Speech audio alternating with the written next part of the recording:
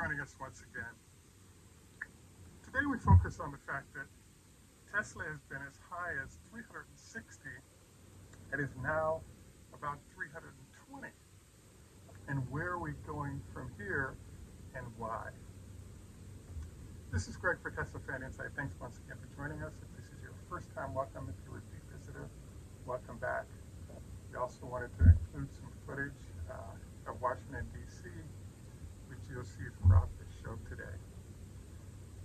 So, as you know, we're placing a few charts to show off kind of what's been happening with the stock lately, and you can see it occurring. Yesterday, Tesla stock price fell $21. The peak of the last 4 days was $360. I had done a show that said 400 was sort of the top end in the short term we might experience. And given the movement of the markets relative to everything that happens, including Elon now getting an official post within the government, I think we're going to see gyrations to continue in the manner we've seen recently. So the first thing I'd like to review is that something I'd call the separation between different groups in the marketplace. Peter Lynch, he wrote a book called One Up on Wall Street and several other books about investing and trading, suggested that anything you see in the stock market, unless it's a trend that lasts 3 to 6 months, it's pretty much day trading and really has no impact. And in this case, I would have to agree. What we're seeing right now is a really impressive move up of the stock price, and it's consistent in my mind with the whole idea of a short squeeze. So what I believe is going on right now and why the stock price is up so dramatically is what I would say is a classic short squeeze. As you know, in the case of a short squeeze, the stock price rises dramatically, and a lot of companies that had been shorting that stock are in trouble, so they have to buy back that stock at whatever price is required to get it. And what then happens is that after they've purchased all the shares needed to close out their short position, we now have the stock price settle down. In my mind, we're moving into this range, and my target price for Tesla is somewhere around $300 a share. And the question is, why is that? Well, when it comes to the hot money or the hedge funds or those trying to make a few dollars very quickly, you're seeing it go on right now. Every move up, every move down, those that took the other side of that position are making a lot of money. I was actually kind of surprised today because after that 21-point fall yesterday, I expected it to continue to fall. And as you saw, pre-market today, Tesla was up $8. And the market is just opening now, so I expected to ride the trend that was articulated pre-market. But I do think that the volatility will remain. So the next question is, well, why would it drop back to 300 if, in fact, Elon's entry into the government helps facilitate him servicing the needs possibly of Tesla in the process? Well, there are maybe 3 examples of why the stock price, I believe, falls. The first problem that's popped up for Tesla is that in Europe, BMW now exceeds Tesla's sales of EVs. Good question. Why is that? Answer: Elon is elected to keep certain cars, particularly the Model 3 and the Model S. Frankly, you could say that about the Model X and Model Y as well.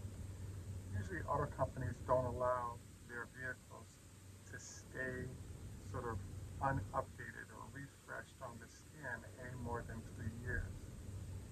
For all intents and purposes, yes, all the engine, the speed and power and technological features of the Model S have dramatically improved over the last 14 years, let's say.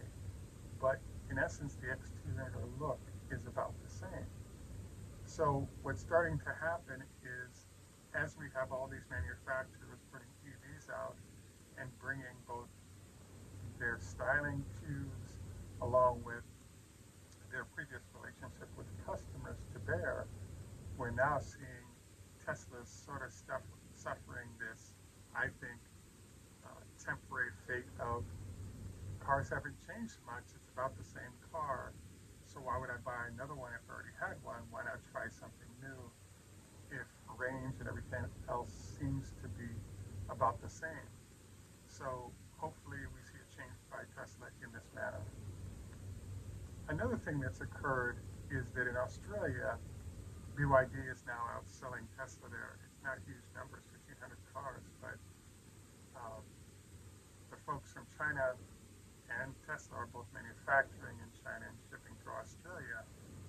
And the low prices, 30-40% below Tesla, is drawing a lot of interest in customer purchases in the process. Why do I choose Europe and then Australia? Well, what's happening is that Australia is important because it doesn't have any tariff restrictions like Europe does. Europe is important because obviously Tesla has a factory there and sells a lot of cars throughout Europe, including in Germany. And that has started to change. Model 3 in particular is now being outsold by BMW Z4 as of December of last year. It's not a big deal because Model Y is still the number one selling vehicle, 21% market share is what I read, but we'll see what happens going forward.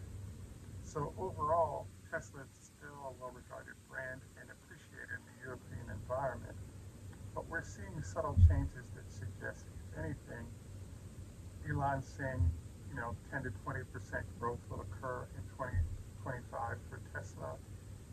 The marketplace is expecting about 6% when you look at US, China, and European operations primarily.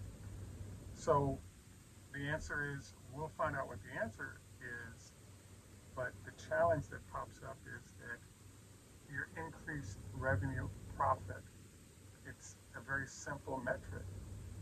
The growth of your stock price is limited by how many vehicles you're selling and the profit margin of those vehicles. And Tesla has seen increasing profit margins on vehicles because of the fines for other entities not selling, combined with the lowering cost of lithium. So that's terrific that that's happening. The problem that we're having is that with the current numbers that we got from the last earnings, that placed Tesla's stock value around 300. So the very long people who are in the stock will be plus or minus 300 comfortable in buying the stock. If it gets below 300 into the 280s, they'll buy it back up to 300. If it gets to where it is now, 320s, 330s, they'll wait until it drops into the 300 range before they start buying again. So I've been expecting this occur for the last, let's say, 10 days, especially after the election. But I do believe that there is a war going on right now.